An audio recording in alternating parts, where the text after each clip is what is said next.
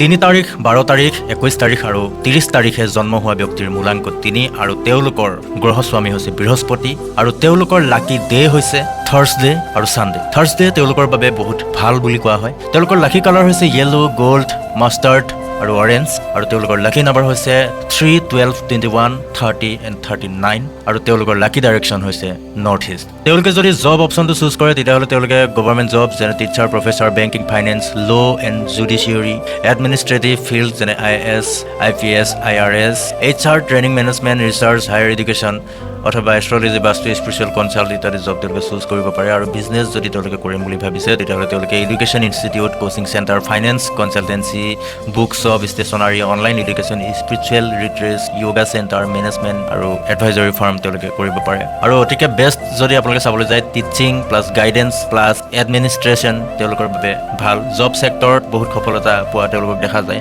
লগতে যদি আপুনিও যদি নিজৰ বিষয়ে এবাৰ চোৱাম বুলি ভাবিছে বা এষ্ট্ৰলজি নিউমৰলজিৰ দ্বাৰা আপোনাৰ এই বছৰটো কেনেকুৱা যাব চাবলৈ বিচাৰিছে তেন্তে 9395928830 নম্বৰত হোৱাটছএপ কৰিব।